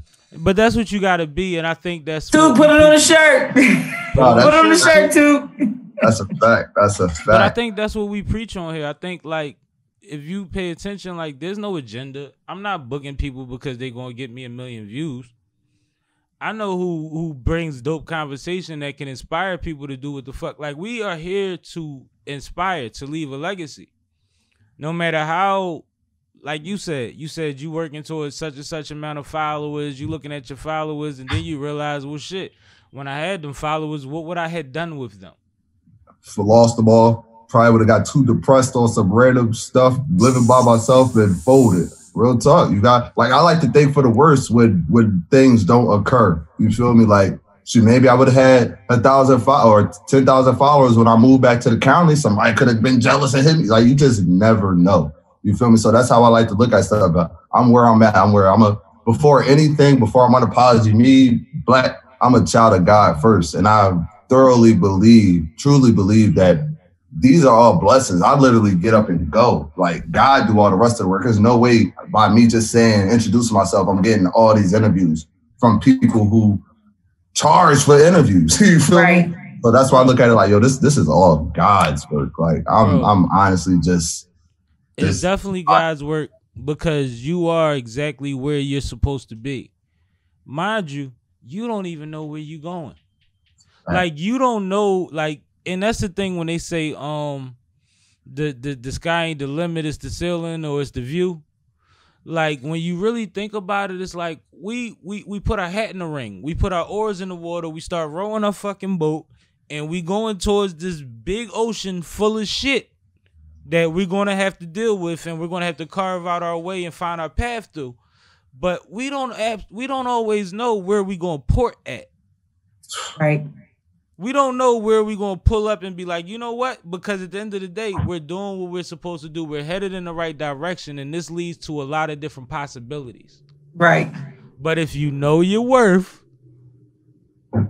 bigger if picture, you show love, you'll be fine. And bro, that knowing your worth, man. You a lot of people, I put a post up a little while ago, just saying that for my media people, don't let artists or these events or anything trick you out of getting money, getting your bread, you feel me? A lot of people look at cameramen and videographers as if they are entitled to do certain things. And it's like, nah, that cameraman, he had to pay for his camera. If it's a good camera, he paid a lot of bread for that lens. He also got to pay for his software. Oh, right. He takes an hour or two to edit all these pictures, to edit videos. Like I was saying. Whoa. He's there before you. He's there after you. And then he stays up all night editing or wakes up the next day and edits the shit and still goes to events that day. Then you don't tag them when they get their pictures out. You know what I'm saying? So it's just like, I just wanted to say that message to my media folks, like, yo, get y'all money regardless of, if y'all want tags, tell them $25 an hour. That's 2 tickets nowadays. You feel me?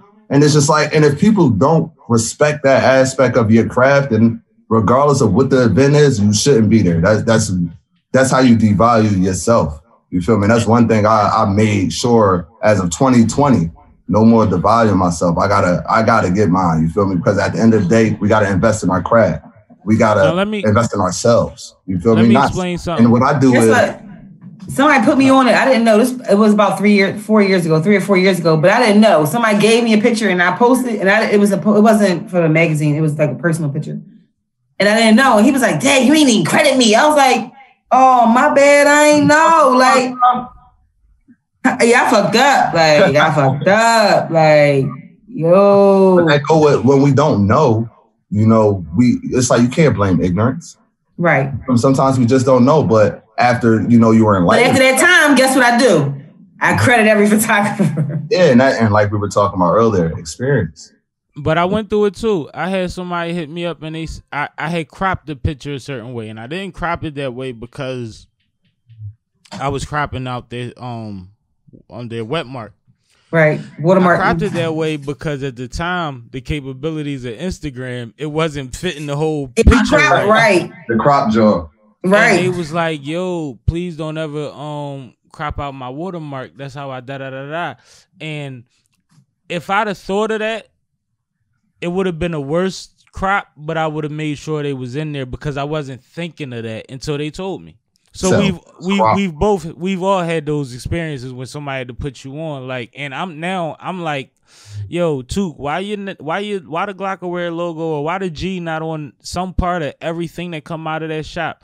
Fine. Why your logo not all over this? Why your commercial not a part of this? Why you not putting your stamp on like you did the Philly Hip Hop Awards? Like, from the, you know, we seen what went on to make that happen. That's Font Productions. That's our production. You see what I'm saying? So it's like I'm on people about it so much that I would have never intentionally done it to somebody else. Right. But now I'm an asshole about it. Now I want you to do it every time. Put your shit on my shit, please. But that come with what we were talking about as far as your craft. Owning your craft, you feel me? Doing researching your craft and respecting your craft and other people's craft. You feel me? Respect. That's what a lot of this should be about, man. Respect your crafts, being true to you. One thing people don't realize about business is the nigga in the mailroom is in the mailroom because he has plans of being at the top. And a lot of the times, it happens. It ain't every nigga in the mailroom. But one of the motherfuckers that was in that mailroom, we seen Boomerang and and all them other movies, like there's somebody that's trying to finagle their way to figure something out, and they will. Man, perfect. And they will. So you gotta have respect. You gotta have respect. Eric Stroser. I'm sorry if I'm saying his name wrong. Miami Heat coach. Bro, he went from what, the video cameraman or something like that? And now he's a 9 times out of 10 going to be a first ballot Hall of Fame coach off of his run with the big three with LeBron in him. Wow. Not to mention the whole time it was the run with the big three, they were saying that, well, you got LeBron, it's not his coaching. And he's still proving that it was his coaching since then. And now look, regardless if it's Jimmy Butler took them he just took another team to the finals last year. So and I'm just saying that to go with the L room. You feel me? The person, you should always be afraid, not afraid, but you should always watch the person. Be leery, right. You feel me? And learn from them. That go into the leader learning from the follower. You feel me? Always watch that person and see how they move, see what they're doing, get to know that person and find out. Because once they get to the end of that journey or their path, because they're going to get it, you got that inside look. Damn, that's a whole nother respect level. Y'all watch that person just go. But how can y'all benefit the manager at McDonald's? How can y'all benefit each other is important. You see what I'm saying? Like, never look at somebody like, oh, well, you need me. Look at what you like about that person and how the fact that y'all can always be beneficial to each other. And that's not a financial thing. Right. You see what I'm saying? That's whatever level you need, because everybody has gaps to fill. But realize the potential in people for which you can really hold value to, because you'll be most genuine in those efforts. Like I could want you to be great, but your greatness might be outside this company. You see what I'm saying? I gotta fuck with what you're trying to do enough to figure out where that falls into something that I might be able to handle for you outside of here. But if it's just about what goes on in here, if this is all I feel, then this is all we do. You see what I'm saying? Bro, you be dropping jewels on them, bro. They might have to rewind that one too. No, because it's like I say, man. I always get a speech about young black people going into these jobs and saying, "Fuck this job, I don't need this job." And they sitting next to somebody that's twice their age that has the same exact job that's going to lunch with the supervisors. What you think they talk about at lunch? How much you don't need that job. You know why? Because they making the same thing you making, the fuck off, smoke weed, party to feed 2-3 generations of their family. You don't need that job. And they don't even realize they hating or holding you back. They don't want you fucking up their situation in their head. We have to be careful of the power, the responsibility, and the position that we in. Always.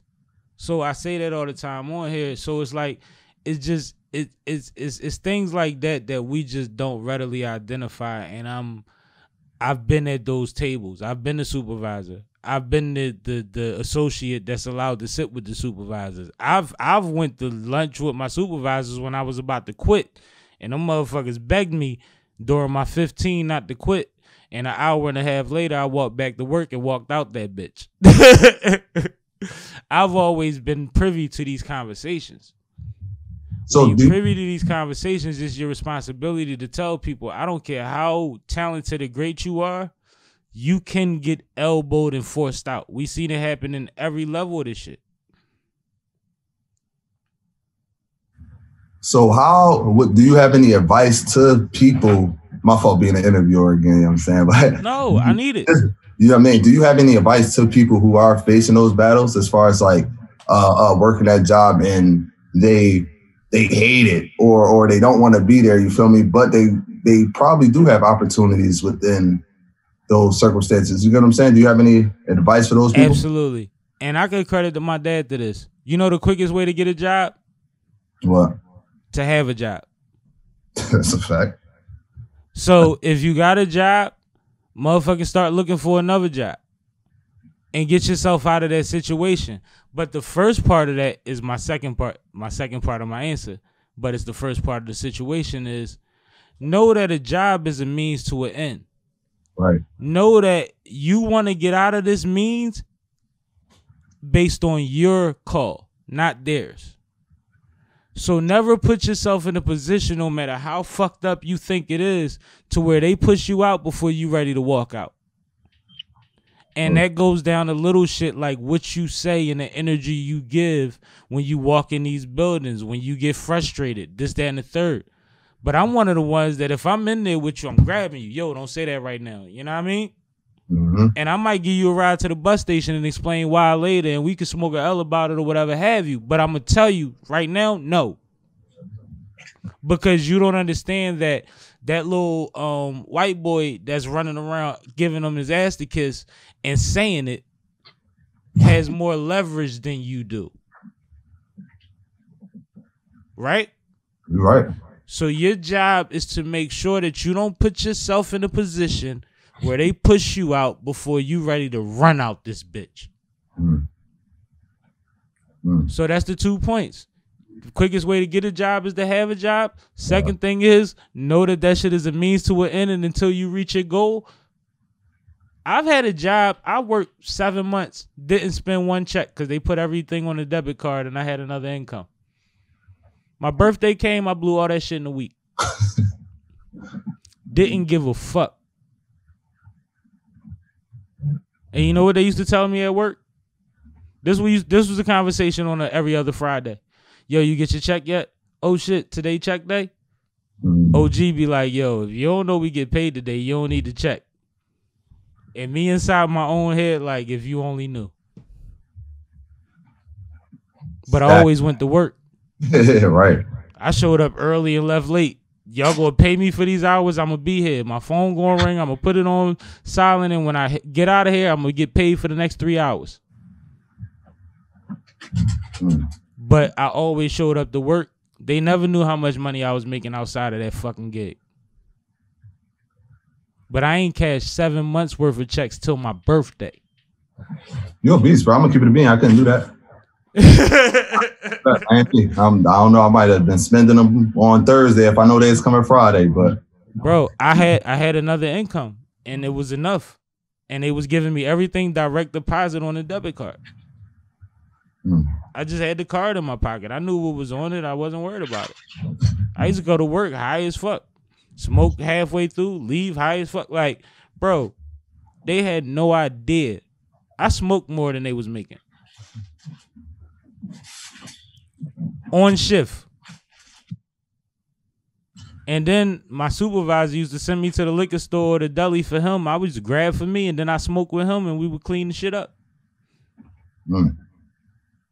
Bro, experiences, bro. Life experience, bro, real talk, life experiences really, like, it shows us how we can, if we want to manipulate different things, to, you know, if we want backdoor, or if we just find our purpose in something, go straight through it and enjoy the process. But you got the experience. I don't like the connotation of what you just said. You know why?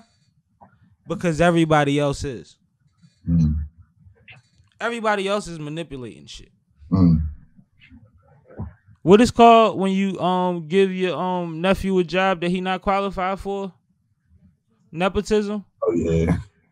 That shit exists for a reason. It's people that run the world right now because of nepotism. That's a fact. Look around the globe. But it's like, in a sense, it's like, can we get mad at that though? That's why I'm saying we shouldn't frame it that way when we talk about us. Because I'm not mad at them. So when we do it, more power to you. It's fucking Zamunda. It is what it is. This is where we at. This is what we do. So if you gotta skip over somebody, or you gotta figure out an angle to work your work to make it better for us and for your situation, we should never put that in a negative light, because that's the way of the world we was thrown in. The reason that we're losing is because we keep apologizing for doing what the fuck is being done to us 30 times more. Yeah, and it's crazy, bro, because it's no blueprint to any of this. You feel me? Like, it's no blueprint to life. People feel like you have to go about something. Even myself, you feel me? I used to always say, I want to have kids. I want to get married before I have kids, you feel me? Or this, that, and the third. And it's like, in all reality, like I said, child of God, life is going to happen how it happened. It's already written. You feel me? That going to everybody having their own path. Your path could have been the one that had to backdoor somebody to bring 10 more people in. Maybe that person backdoor wasn't the right person or didn't have the right spirit or that was their karma. You just never know. But I just feel like, you know, everything in life, man, there's no blueprint of life. Live life how you want to live life. But also just my biggest thing, just stay true to you, yo. Just stay true to you, your mental health, man.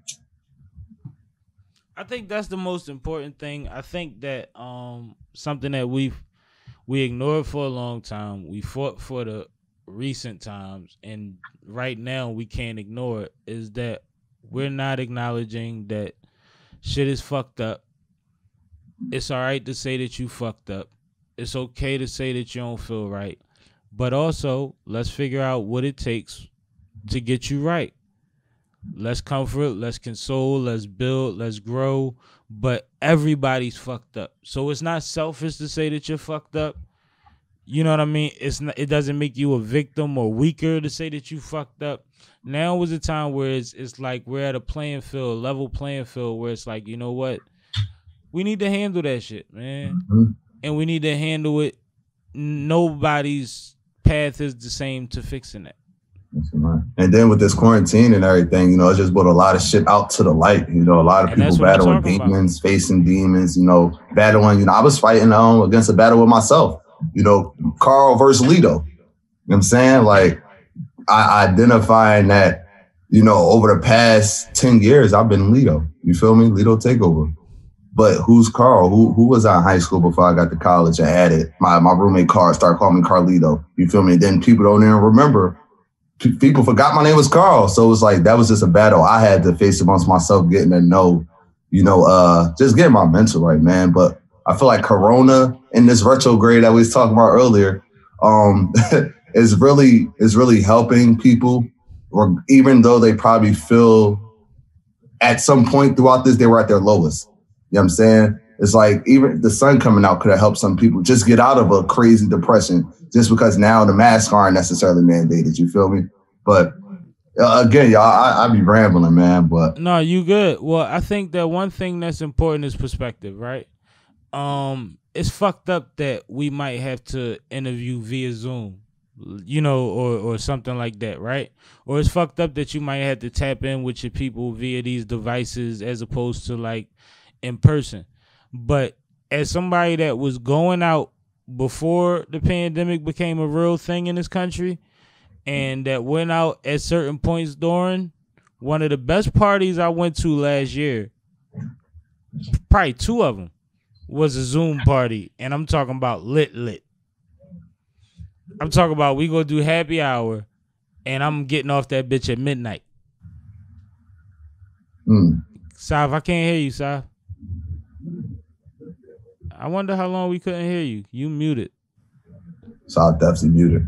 Yeah, I ain't even realize we couldn't hear her. Hold on, we're gonna try to figure it out for you, baby. Sunny was about to. Zoom's been the move. So the best party I've been to all year, I'm not gonna lie, 2020 was definitely a Zoom. My high school reunion was on a Zoom. That joint was lit. I was supposed to be cooking Thanksgiving dinner. I ain't cooked shit. Like, yo, I was knocked out.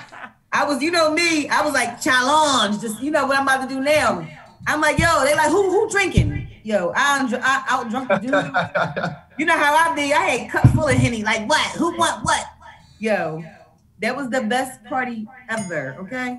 You heard me? Yo, the Zoom party, man. I gotta get on one before the wave is over. We gonna make one. We gonna do it. Oh, yeah, I'll show y'all my Lito bop. I got a little Lito bop I'm gonna show y'all in that. Oh, shit. What I might do though, Sammie. I might find a way to include the Zoom in 100th episode if it's feasible. I think that's the way to do it. I gotta be with y'all the 100th episode. I'm not gonna lie. Not you, for the people that can't make it. All right, cool. Yeah, I ain't worried about you. I know you gonna be there, bro. You'll be there. You definitely gonna be there, and we're gonna have fun. We're gonna play some games. We're gonna have some conversations. We're gonna enjoy life for a little bit, man, and celebrate the fact that the only reason we have something to celebrate is because of the people that helped us get there. You know? True. They ain't just had to, and I mean, I'm sure if me and Saab said, yo, we just gonna talk shit to each other every week, that we could find some shit but it ain't just been us. It ain't just been us, you know, because for that, we could have just put a camera in the fucking car and smoke weed. Right. Hey, and I'm happy y'all just said that because real quick, I just want to drop an exclusive for you. I ain't telling nobody. Oh shit, exclusive. So next week we will be introducing Takeover Mobile. Nice. Takeover Mobile is your boy. You feel me? The stimulus check, that 14, they got your boy your van. I'm about to get a van as soon as that. Hey. You know what I'm saying? I got a nice little van for the $500. You know what I'm saying? My cousin got me a van, work good, some good. And I'm nice. Man, I'm gonna put 2 chairs, have cameras in the van, and I'm gonna be driving around doing Takeover Mobile interviews. So that's gonna kind of Cash Cab, how Cash Cab was riding around, but you doing Takeover. Fuck that. You nasty. And it's like it's gonna be like different aspects, you feel me? I'm a gambler, so you know we might be sometimes playing pity pat for quarters or something, you feel me? Sometimes rolling dice, but it's all gonna be in the car. I mean, in the van. That's dope. You taking over, Takeover? Got to, man. We growth. Absolutely. But let me know what you need, bro. You know, my biggest problem was I never planned things out. I would just come up with an idea and start it, but you know, I realized now I got like 4 or 5 different shows with one episode because I didn't have a structure. So I've been planning this for like 2 months now. And it's just crazy that the stimulus check hit right when the whole time we planned on selling it March 15th. So it's just like everything happened for a reason, man. But yeah, that was a Sippin' with Sammie podcast exclusive for y'all, man. You feel me? We're on the scene. Had to drop that here. Nobody else know that. Not even my mom. Oh. Nah, that's heavy. Congratulations, bro. Yes, nice work. Thank God. Absolute salute to you. Like I said, that's really dope. I'm looking forward to it. I appreciate it. I want to have y'all as guests. Yes, definitely. Shit, man, absolutely. I'd rather have y'all as the first guest, to be honest. It will only be right because I introduced it here, so we might as well, you know what I'm saying? I'm with it. I'm ready to take all your money. Listen, don't talk heavy, because if you talk heavy, I don't know. I heard. No, but like I said, whatever you need from me, just let me know, bro. I'm there. I got you. Especially if you pulling up. I just gotta tell you where I'm at. Oh, I'm pulling up, man. The tags and everything, registration, stickers, all good. We pulling up. It's ready. No, that's what we gonna do. I know that's right. And that's gonna be ill. And I see a lane that you feeling that we don't have in the city or on this level right now. So yeah. Yo, bro, he about to be on the scene with it. He on the scene with it. We definitely gotta get him to give you some drops. Absolutely. But no, man, we definitely appreciate your time, man. I've had a ball with you as always, man. But let people finalize where they can get situated with you at, man. Man, first and foremost, I appreciate everything y'all do before I even get to that, because you know what y'all doing, man. Y'all lead by example. I'm not only a fan, I'm a supporter. In a way, y'all mentor me. You know, just watch y'all journey. And just hearing how y'all talk, how y'all interview people. I learned so much how I should conduct my interviews from this. You feel me? Just being on it. So I definitely wanted to say thank y'all so much for all y'all do for me, for y'all do for the city. Y'all just have no idea the people that's in them views. Y'all can find me, man, like they say, my name Lito Takeover. Y'all can find me on Instagram, _Takeover Files, or follow my personal page, Lito Takeover. We got a YouTube, The Takeover Files, and we also have our original YouTube from our first 3 seasons, Takeover Entertainment Network. You can also follow us on Facebook, Google. You know what I'm saying? I'm working on this Apple stuff now, so hopefully by the next, about 100 episodes, I should be telling y'all we on Apple TV and all that too. Let's go. Yeah, man, shout out. And before I could even continue to shout myself out, Press Pause Production, K Leno, Triple T Shots, Famous Chels, Rick Bones, Steph J, shout out Big Side, Shout out Plex. Shout out Kate Walker, RM Dev, Rich Mindset, To the Grave in the Days After. These are people who've helped me throughout my journey. And I can honestly say if any one of those people were not in the place in my life that they were in, whether it be letting me know where somebody at, they see I'm mentally not there, giving me a phone call. If they weren't there, it wouldn't be none of this. I got over 100 press badges, and all those people are responsible. And first and foremost, God. So all I do is get up and go. So I want to say I appreciate y'all for having me. It's the takeover, man. You know what's crazy? I think I'm going to clip your outro because that explains exactly why you on this platform. Mm-hmm. You know what I mean? That's where the respect comes from that I have for you. Is because of what you feel like. When I told you to run down, you run down. You see what you just ran down? Got to. That's bro. what legends. That's what legends are made of, bro. Absolutely. You built for this shit. You supposed to be doing this shit because you have the right intention. You and if you have the right intention, then that's what our culture always needs, right? For sure, man. I just understand my past, bro. Understand my history, but also understand my surroundings. And you just got to give your flowers, man, especially to the people that really help you get to where you are and ask for nothing in return. Like, it's times where I don't tag team them. It don't be on purpose, but they understand. They know me. You feel me? Like, and I'd be a fool not to let every episode know who regardless if it's not under official takeover team. No, that's my team. We just all got our brands. Absolutely. So I always, man, listen, dog. Stay away. That's my guys and my girls. Remain aware of your worth and your impact, man, and realize that everything you get is because you're supposed to have it. We all help each other because we see something in each other.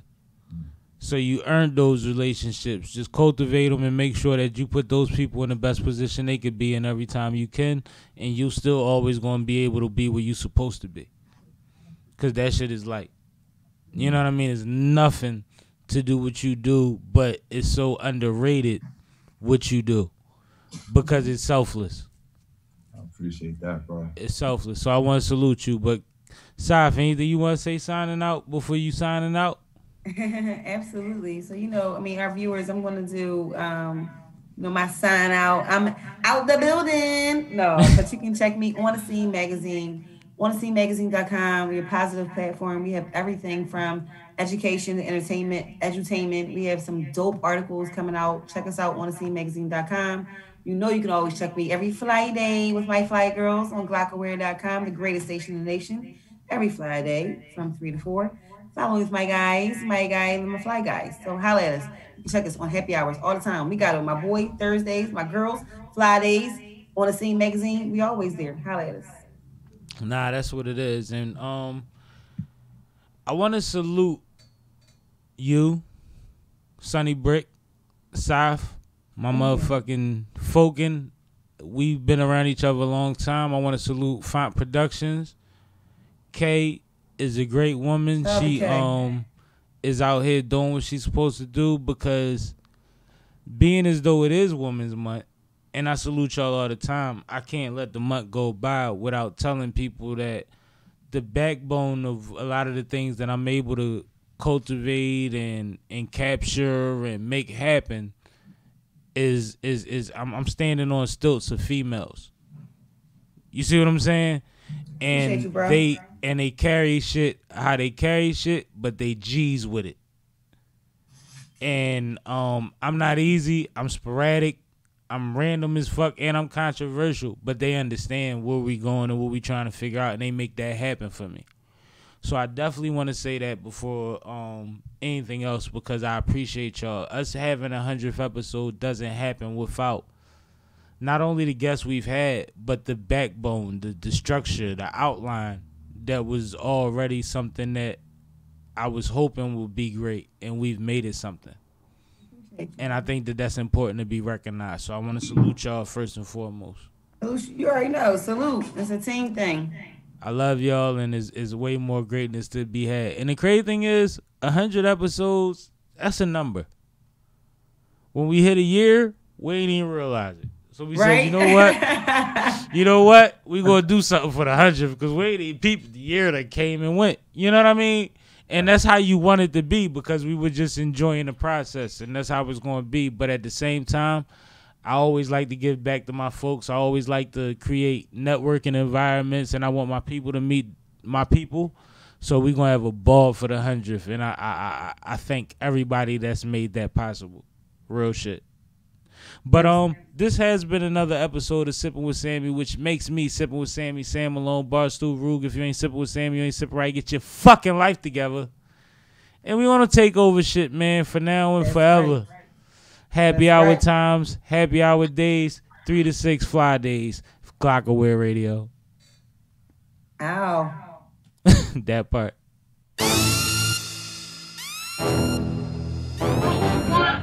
Malone.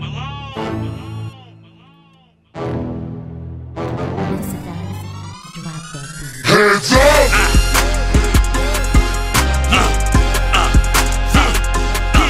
Hands up! Ruger! Hands up. Lift them hands up.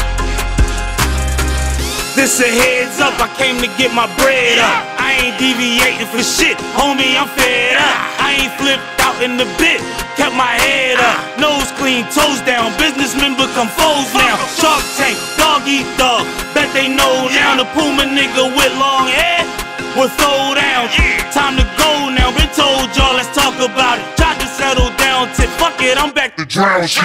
Heavy talk, so come heavy, you're not around here. And this wherever, fuck where I'm at, I ain't from down here. Mama angel, I was fumbled from heaven, ain't no how. Your chick bless me, I'm earth's blessing, it's going down. Tired of night stressing about how to get you to listen. Pick a side, ride or die, I'm on a mission.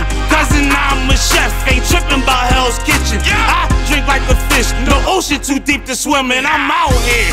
I was down, you called it winning. Short-sighted motherfucker, this light, my life's different. Plenty nights, them lights shimmered. Upgraded the wheel, treat them lights different. While chiefing tonight's is a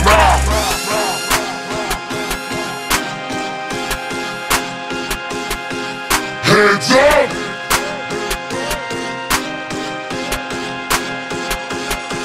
Hands up!